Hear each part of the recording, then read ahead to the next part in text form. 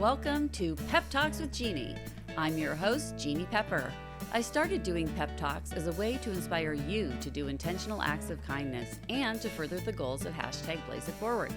Since its inception, Pep Talks has evolved, and now I use it to interview people actively making a difference in this world through their volunteerism, community service, or careers.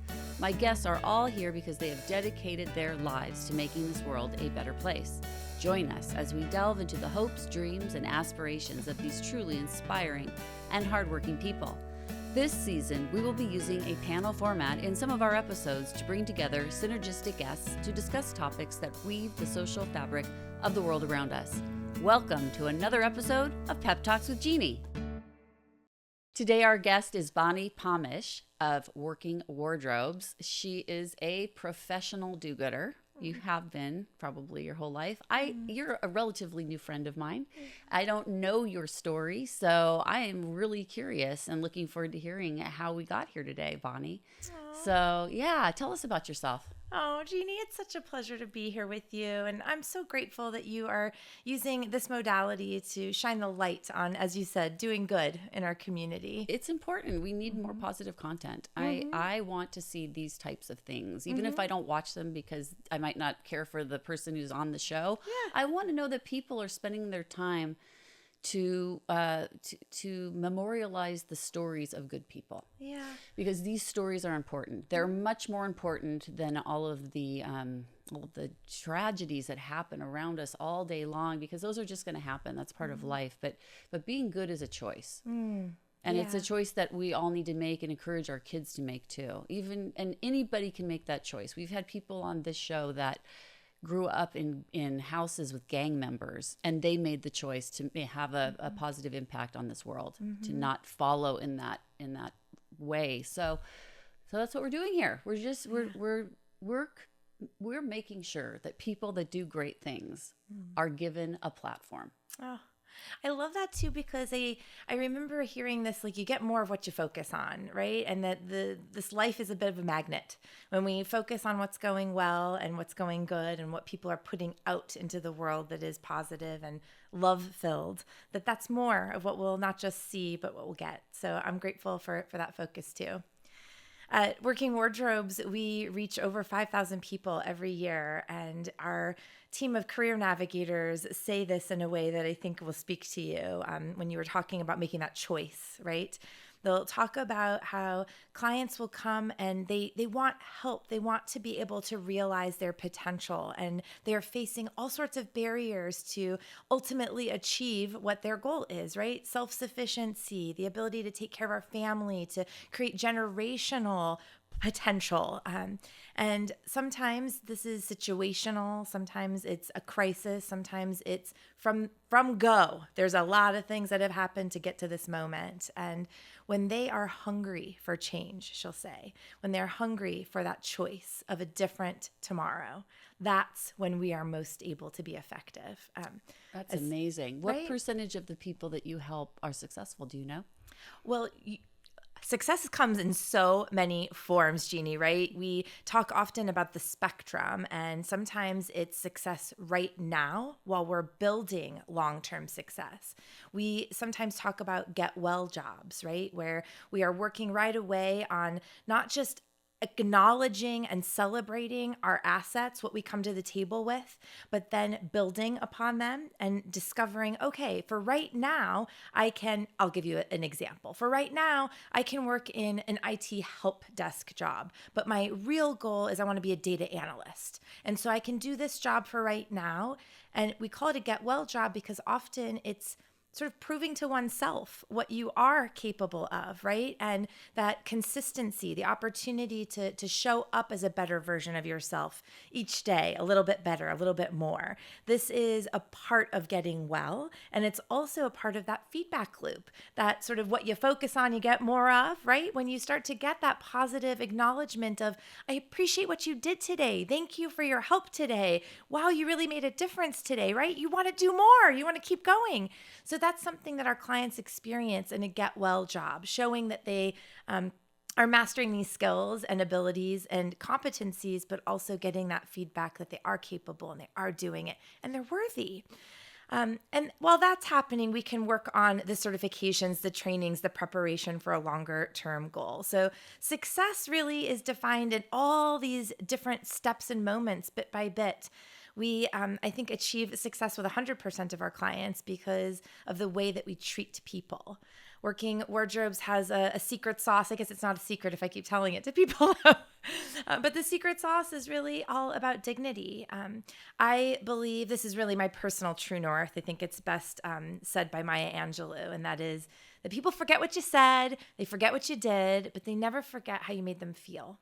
And at Working Wardrobes, we take great care of how we treat each other, not just as staff, volunteers, but with our clients particularly. They know that they're coming into a judgment-free zone, and you feel it from the minute you walk in the door, the minute you make the phone call, that there is a greeting of love and acceptance, not of what did you do, but what happened to you? How can I help you? What are you seeking? So I think to answer your question, it's every person we come into contact with. That's right, because these people get an opportunity to be seen. That's right. To really be seen and to experience dignity, which is so important, and it's so underrated. Totally. That giving people credit for what they can do and what they've done, even the small things, because some people, when you are pushed out of the system, for whatever reason, it can be so daunting to come back because you've lost so much confidence in yourself. Exactly. I love the way you said that, to be seen, right? To be seen as a whole, even in your brokenness, to be whole. I think that that's one of the biggest reasons why we have so many unhappy people in this world, is because they are not seen. They don't feel that they have a voice. They don't feel that there's anybody that's there for them, that's looking out for them. To have that sort of allyship. Heidi Zuckerman shared this with me once, and it resonates with me all the time. And she talked about the basic human need to be seen, to be heard, to be loved. And I think that those elements are also present in how we deliver our mission, but it's also a very personal life mission to me, and I think for you too. Yes, and Working Wardrobes is getting it done. And it's such a great foundation because it takes things that would be wasted maybe, and these are like clothing that belong to professional people who no longer need it, and it's going someplace into someone who really needs it and wants it. There's something special too, I think, about that interaction. And, you know, I think about, in example, I'm going to say in contrast, right? When you give things and you shove a bunch of stuff in a trash bag and you drop it off, right? There's an interaction there that has an energy. And I think about the interaction of when you donate clothes to Working Wardrobes, we ask that they're donated clean on the hanger. Treat the clothes with dignity first.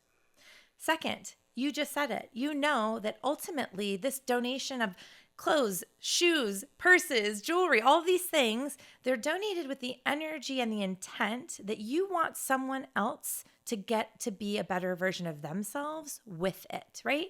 That's a different interaction. It's an interaction of saying, I'm transferring to you my hope, my intention, my love, my I see you, I hear you, into this article. And I don't know where it's going to go, but I'm going to have faith that it gets to the right place in the right time, and a person's potential is going to be unlocked. And I think we also know, kind of like that magnet, right? That it's not just one. There's a ripple effect that happens when just one part of a system changes, the whole system changes. That could be a family system, it could be a workplace system, it could be, you name it. But when we do that with that kind of intention, I think it literally lands. Yeah, and the people that are helped, it's life-changing. Absolutely. Life-changing work that you're doing. I mean, much more so than me just sitting here talking about it. You're actually getting it done, and so beautifully. To get to this point, though, you started out just like the rest of us. Yeah. And how did you become a superhero? How did this? Where did you grow up? What are your parents like? Do you have siblings? Tell us about you.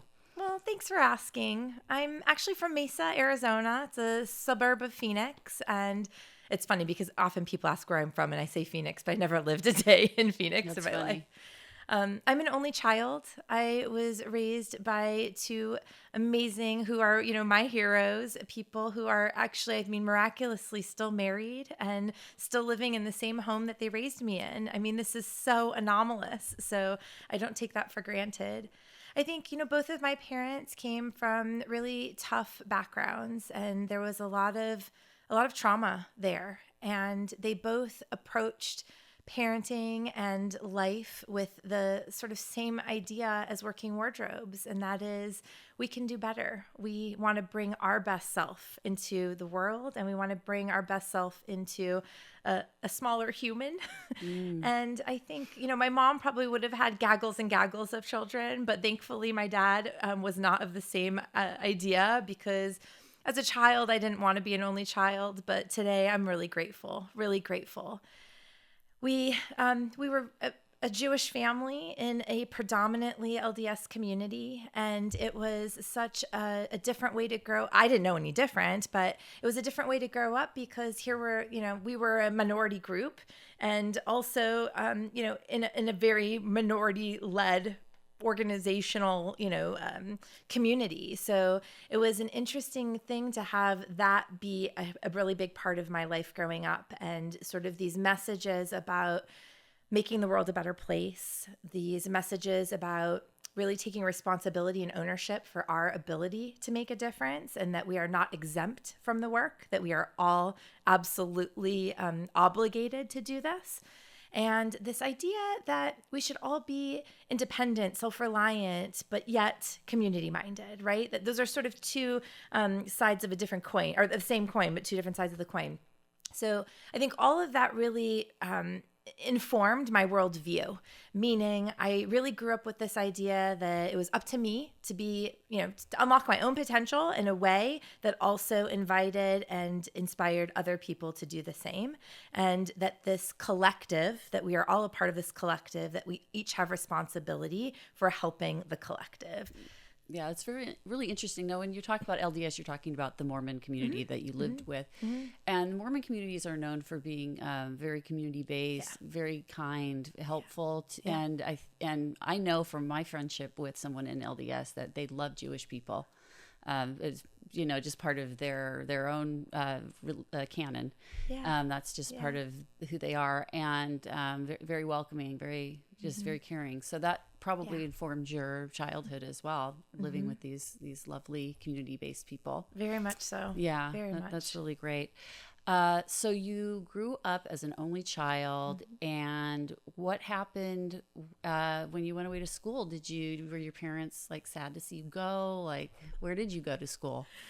Jeannie, I'm laughing because I still can't believe it when I look back. Sometimes you look back at your life and you think, really? That's how that went? Oh, wow. This ought to be a good story. I thought I was sure I was going to be out of state and having a totally different experience than what I did. My parents really convinced me to stay in state so that I could graduate from college debt-free.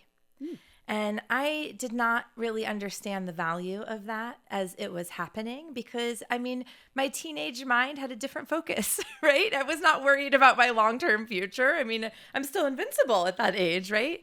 So this, I stayed at Arizona State University for not just my undergrad, but also my graduate degree, and stayed, on campus and had that, independent living experience, but also, I think in a really good way, had access, right? Availability to be with my family for holidays and ease, but also that debt-free piece of leaving college, not just with a piece of paper, but also not a big bank account loss that I needed to make up for. Right. I think also, I was the first in our family to get a college degree, much less a master's degree. And I think that was a really big point of pride for both of my parents. In fact, I remember the day that my mom said to me, Bonni, I will keep working to make sure that you, again, can graduate debt-free. So you tell me when you're done, and that's when I'll keep working until that happens. I don't think I could have appreciated that gift to me until I'm, many decades later, realizing that sacrifice that moms make, the dedication to our children. And people often ask me, do I have children? And I will quickly say, no way, because I see what that takes. And there is no way I would be able to do that. That is the biggest, incredible job on the planet that I think is probably the most underrated. And I know that I'm not made of that, but I love other people's children. And I loved some of my first jobs were being, overnight camp counselor and supplementary school teacher. And I love kids, but I know what that takes, and I'm not willing to do what that takes. How did you come out to California? How did that happen? Oh, little chilies are coming, Jeannie. At the time I was working at a school district in Arizona. I was running all of the community education programs. So everything that was not in the classroom. So anything to make money to supplement what was not funded in the classroom. So think childcare, athletics, entitlement programs, communications, all that. Really big job. And I was admittedly a workaholic. And so it was a pretty big deal when my parents said to me, Bon, do you want to go with us on a cruise? And I said, yes, I would love to do that. And they said, it's a 2-week cruise. Whew. I said, yes, I want to do that. So I created space to give myself a break and go have this time with my parents. And little did I know that cruise was going to be life-changing. From literally the first day on the cruise, my parents actually connected with this other group of people that were traveling. And they were both groups of 5. The connection was my dad is a Marine, and they were all Army who had come back from a deployment to Kosovo, and they were celebrating just their own freedom and the ability to kind of re-engage in civilian life. And the wildest thing happened. I don't have a problem meeting strangers. I'm comfortable, engaging with people. But there was a woman in this group that when I was introduced to her, I had a physical reaction. I'm telling you, my ears were ringing. My heart was palpitating. I was sweating. I mean, it was a lot going on in my physical body that I could barely hear and be present. Very unusual. And so the strange thing was that happened, and I was aware of it. But then, this is like a cruise ship with like 2,000 people on it, right? Every day, Jeannie, we would run into this group, not once, twice, sometimes a day. And it would be, coming into dinner or looking at the pictures or whatever it was. And every single time that we were connected, in the same space, the same thing kept happening to my body. I could really hardly speak. But my parents and this group kept connecting and talking. So, okay. By the last couple of days of the cruise, I finally somehow was able to overcome what was physically happening to me and have a conversation with her.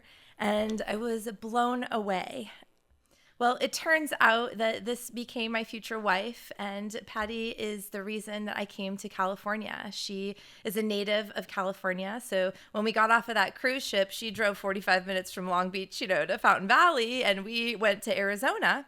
But we stayed, actually that next week, we had the longest first week date ever. She came out to Arizona, and we talk about, she let me interrogate her because I was very much not wanting to be coupled. I really loved single life and being independent and responsible for myself and not needing to consult with anybody about, anything.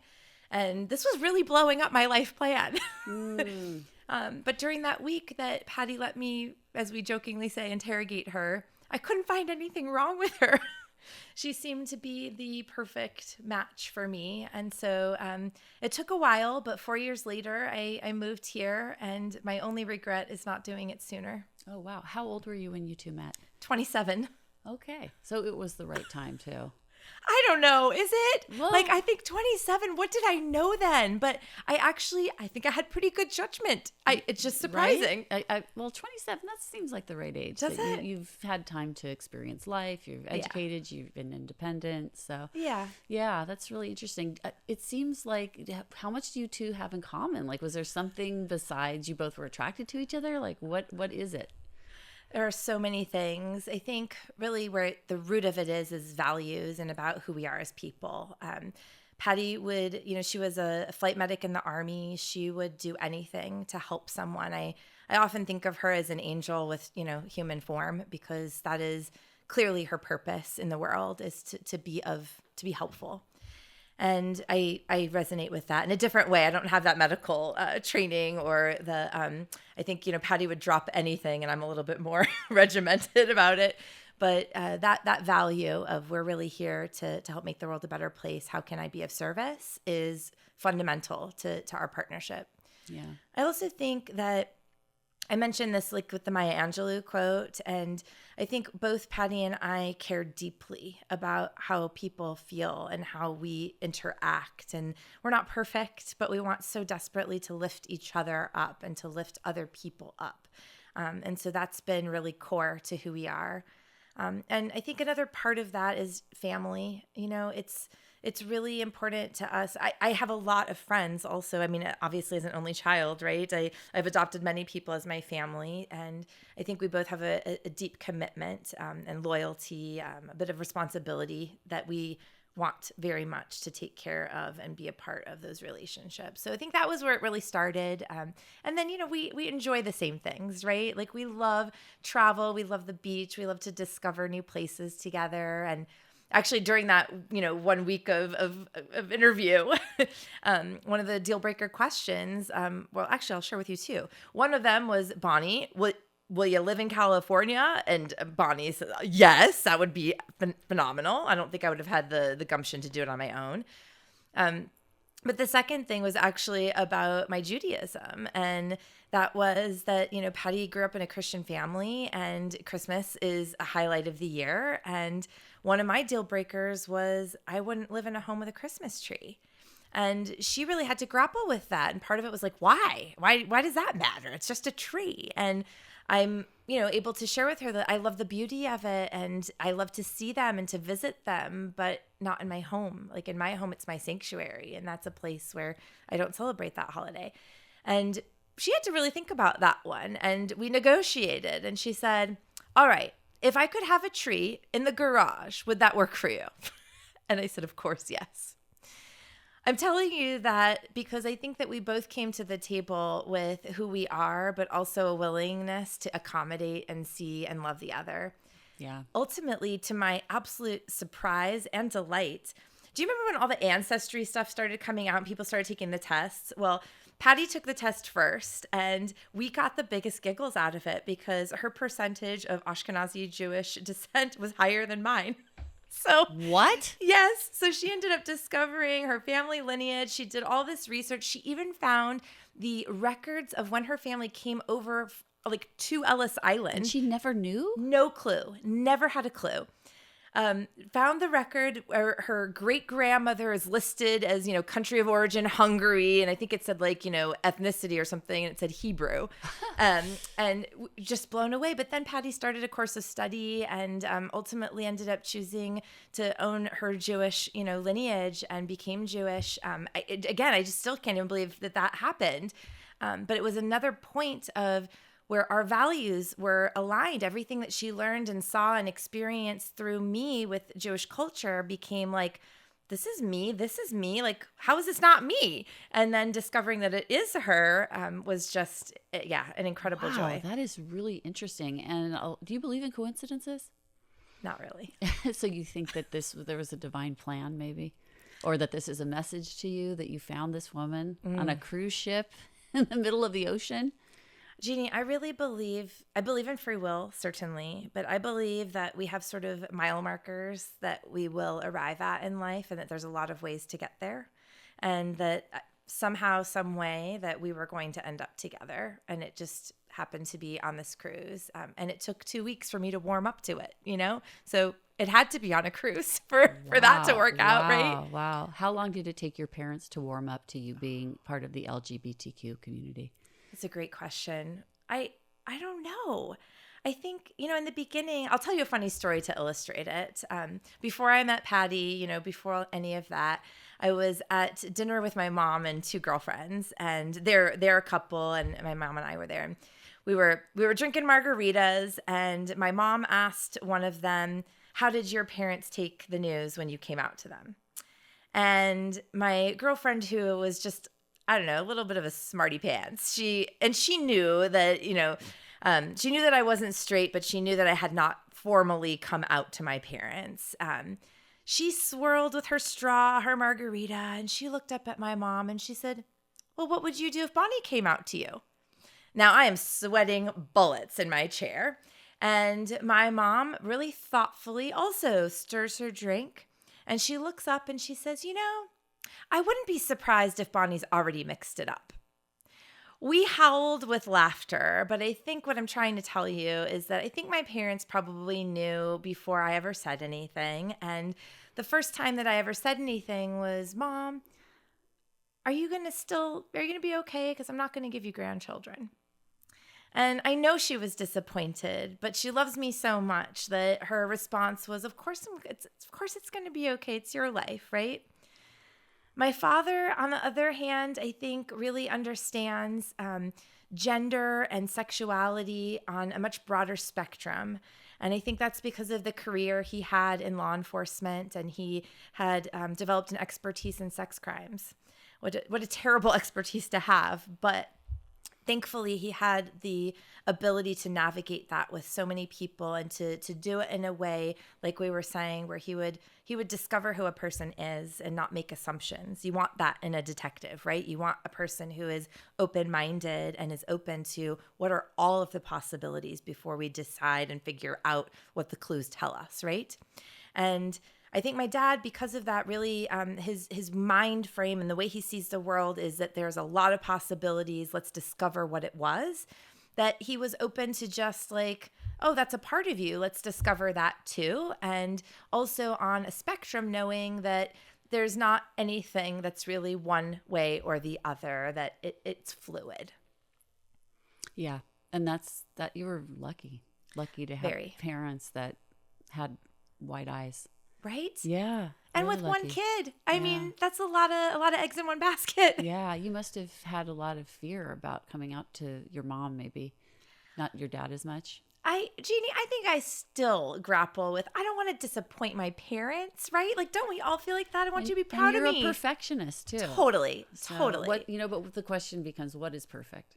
Nothing. It doesn't even exist. What does it even mean? Yeah. It's a standard that we set for ourselves. So in your mind, you had to get over that as well. Mm-hmm. That who you are is perfect just the way you are, right? So yeah, that's like 10 years of therapy right there. I know, but you know what? I think that's something that people in our community grapple with is this ideal of the Barbie, the perfectionist woman, who's heterosexual or bisexual. That's always great fun. Yeah. But the idea that a woman would try to live like a man, like how that's, the patriarchy doesn't like that very much. No, not at all. No. I think it really boils down to something a little adjacent though. I think that the perfectionism and all of that really boils down to, am I enough? And for me, that is, it's pervasive for all of us. That, am I measuring up? And what the measurement is might be oneself, right? Like, am I measuring up to my own expectations? Am I measuring up to your expectations? Am I measuring up to societal expectations? But this constant, am I enough? Am I showing up enough? Am I pretty enough? Am I skinny enough? Am I enough? And I don't know that I've cracked the code on this. I'm always working on it. And I think it's how I've also, I joke that I'm a recovering perfectionist, but that recovery takes work every day. Yeah, we discussed that. I'm a recovering slob. So it works somehow, Right? Yeah. We all have to recover from something. Absolutely. Absolutely. It's a struggle. Yeah. And you probably struggle with it too. Yeah. For sure. I think more people understand my problem than yours, but I don't know. You never know. But yes, I have come to believe that when we're talking about this idea of people being perfect, there's really, it's just such an elusive idea. Yeah. And in every culture, it's different. Yeah. But I do know that, like, even in the Jewish community, that being part of the LGBTQ community was not very well understood for a long time. Mm-hmm. And even I struggled with that. And I think my son did because he didn't feel that while it was accepted that he could be as influential. and that he could really be part of the fabric because he was in this, subculture within it. So that's something that I hope to see change. I'd like to see more prominent people in our community. And I say our because I believe that we are all part of the LGBTQ community in some way. Because even if you aren't actually a person who is not heterosexual, you probably have someone in your family who is. There's 1 in 10 people at least, so that we know of. So that we know of, yes. So really, if you're not part of this community, then you're not part of humanity, right? I mean, and that's the community, right? Yes, the human because community. This is our community. Yeah, it's a community of people that struggle, and the people that are there for them. Yeah. So, and that's a big community. It's true. And I think it goes back to, right, seeing, hearing, loving, no matter what, just to be, you're enough. It is enough that you are. Absolutely. And, as a parent, you wonder, well, is there some way I could have prevented this? And why would you want to? Right. But, I think back on my life experiences, and I feared for my son's safety. Yeah. And that was my biggest concern when he came out to us, or when we figured it out, because we did figure it out before he was willing to discuss it. And boy, I thought I was so enlightened that, I was totally fine with this community, but maybe not in my backyard, because I didn't want to have to worry about my son being victimized. And sadly, that did happen. So it was a legitimate fear that I had. And unfortunately, I think that's like the biggest, probably the biggest challenge for this community, because you have fear of, and it's a fear that's pervasive. Yeah. It prevents you from being authentic. It prevents you from being able to be happy as a teenager, possibly, because you can't be like everybody else. Like Blaze loved going to Jewish camp until he was about in puberty. And then all of a sudden he didn't want to go anymore. And I couldn't understand it. I mean, he went to the same summer camp I went to when I was a kid. And I was so proud to see my son living in the same bunks that I lived in, even when I was a teenager. And he loved Israeli dancing. And then all of a sudden it just was like done. He wouldn't go back. And I was like, gosh, I wonder what it was. But, I understand now that, it's really hard to be in a situation like that with a bunch of boys in a bunk when you're the only one maybe that has come out in their own mind even. And you have to worry that you're going to be exposed and you might not be accepted. Right. And, and if everybody there is trying to figure out how to get into the girls' bunks, when they're not supposed to be, what are you supposed to be doing? And is that going to be fun for you? Right. It's like, that's maybe not your thing. And so why go? I'd rather just sit at home and, read a book than so these are considerations.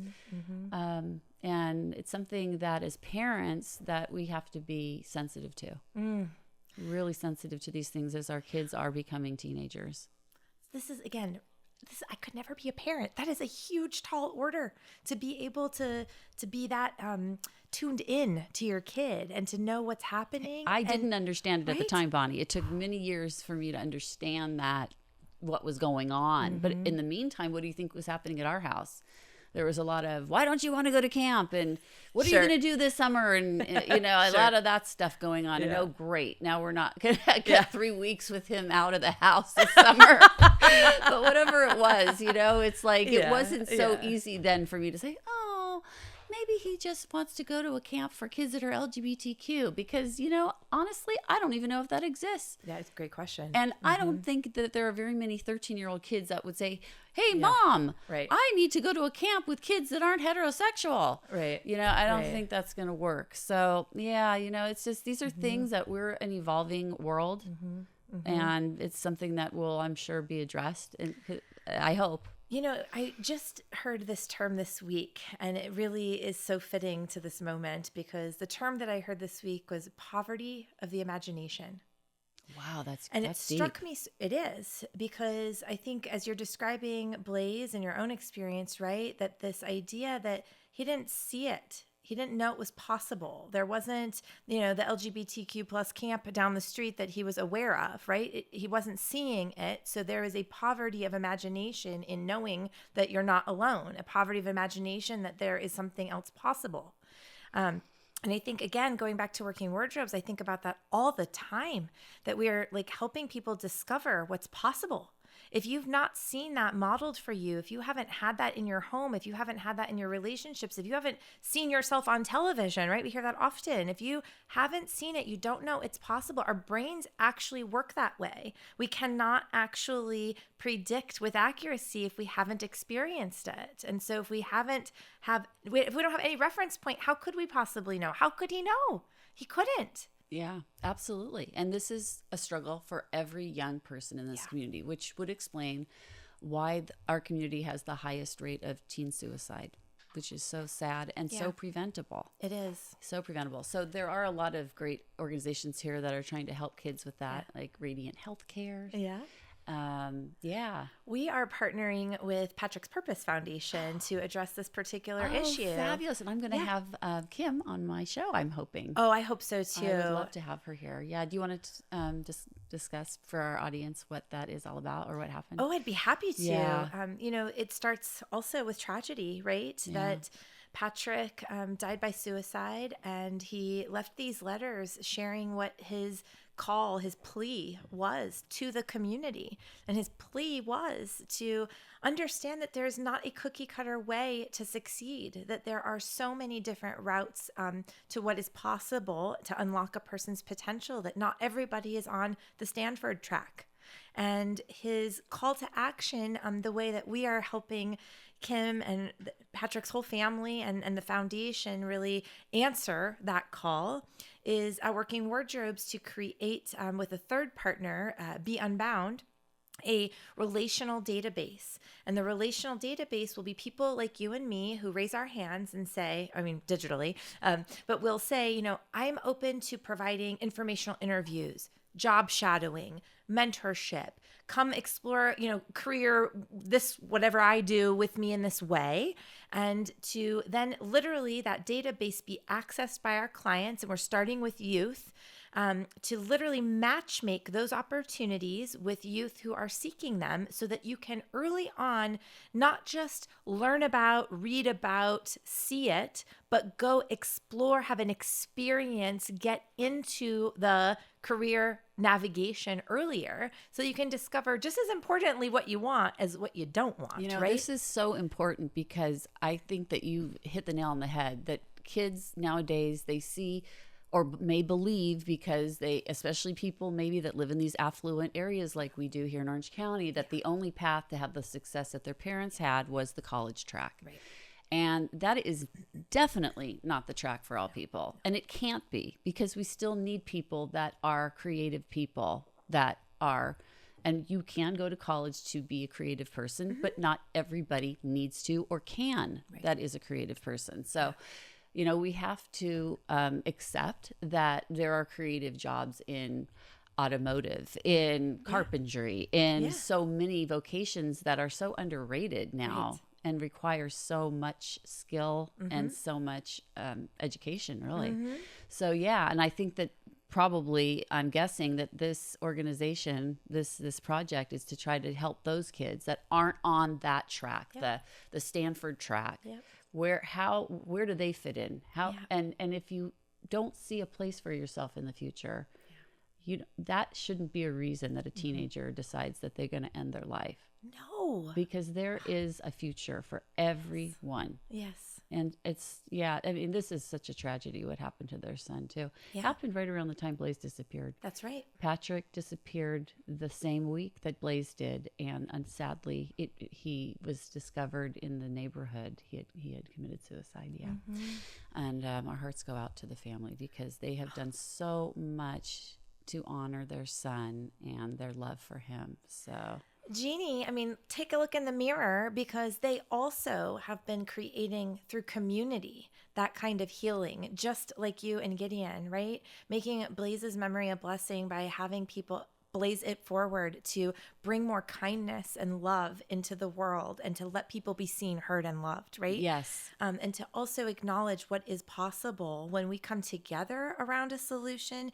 is far more, the sum is greater than the whole is greater than the sum of its parts, right? That there's something much more magnificent that we create when we don't do it alone. With Patrick's family, with your family, both things are true, but you've catalyzed in other people the desire, the ability, the format, the places, the times to do something. I mean, often I think we can be paralyzed with, well, what do I do? What can I do? And ultimately we do nothing. And instead, the action of how can I help? Here's a way you can help. I mean, it's a low barrier for entry, right? It's pretty easy to say, yeah, I can do that. I'm looking at these beautiful rocks that are just beautifully painted with inspiration and ideas that are bringing forward love into the world, right? And this is, you never know who this is going to touch, who's going to see it, and how it's going to communicate a message to them that has ripple effects. So I think it's incredible how both of your families have turned tragedy into possibility. Yes. I think for us, that has helped us a lot in the healing process. Mm-hmm. And I know plenty of people, unfortunately, that have lost children, young children in their teens and young adulthood. And not everybody chooses or has the ability to do something like we did. I mean, it's a luxury to be able to spend this time doing this. And I know that. I know that I'm very, very lucky that I get to do something that is so, it's so good. And it makes me feel so good as opposed to, just working at a desk, on the phone, yelling at people all day long. I feel that with you too. And I'm often asked why I'm not working in the for-profit community. And I think about the lives that come through the doors at Working Wardrobes is a perfect example of a person coming in, having sometimes situational tragedy, sometimes life tragedy, all sorts of circumstances. And to be able to be the guide on that way, we're not telling people what to do. I mean, it's your life, right? Like you do you. But we talk about navigating careers, and that is identifying what's possible. And then providing information, tools, resources, and the ability to get there. Just like on your GPS, it can tell you where to go and how to get there, but you can still make a different turn. And there are many ways that you can still come back to the same route and to the same outcome. But having organizations and people who are inviting others to be better versions of themselves and to make a difference in the world by doing that, my hat is off to you. Thank you. And I feel the same way about you. I think that you are one of those people that has really made a mark. You've changed the world. You've helped a lot of people. And I like to think that as much as I wish Blaze was here, that his life has changed lives, even in his death. And I have to be happy about that. That's one thing I can't be unhappy that people have been helped and served because of this. So, and it's given my life a lot of purpose and meaning, because when you lose someone, your firstborn child, that you put so much of your life energy into bringing into the world, into assuring that they had a great life, and then to lose that, it really rocks the foundations of what your understanding of this universe is. And you have to figure it out all over again. You think you have everything figured out, and then all of a sudden you find out that you don't. But I love talking to you, Bonni, and I want to talk to you more because I feel like there's so much more to get to. Would you come back and talk to us again someday? Of course. Oh, I think it would be really fun. In fact, I'd like to get you back on this season, even if we can find time. But Bonnie's doing very important work, and I don't want to take you away from the people that really need you, because you are really transforming people's lives, and I'm so grateful. I'm grateful for you and the work that you do. Thank you. Thank you, Jeannie. Thank you for spotlighting the work that we're doing so that we can help more. I'm delighted to do that. And this has been another episode of Pep Talks, and we'll see you again next time. Jeannie, thank you so much for having me on your Pep Talk show. And I hope that you continue to live out this beautiful purpose that you've identified. And it is my delight to serve our community as the CEO of Working Wardrobes. If you or someone you know needs help overcoming all sorts of barriers to achieve gainful employment, we're here to help and to help you fulfill your purpose. Get in touch with us at workingwardrobes.org or give us a call at 714-210-2460. Thanks so much. Hashtag Blaze It Forward is a campaign my family started in 2018 after our son Blaze was murdered. Hashtag Blaze It Forward provides the inspiration to thousands of people to repair the world with intentional acts of kindness. If you would like to learn more about Blaze and how you can make a difference, check out www.blazebernstein.org or join our Facebook group at hashtag Blaze It Forward. You can also check out my website for this podcast at www.PeppTalksWithJeanne.com. There you can follow along with my podcasting adventures and learn more about my fascinating guests and their passion projects. I would like to thank all of the volunteers who help make my philanthropic endeavors a reality. Today, that includes my producer, Eli Moskowitz, all of the volunteer crew members who join us, and a special thank you to my son, Jay Bernstein, for the original theme song you hear at the beginning and ending of each show. This has been another episode of Pep Talks with Jeanne. Until next time, keep on making this world a better place.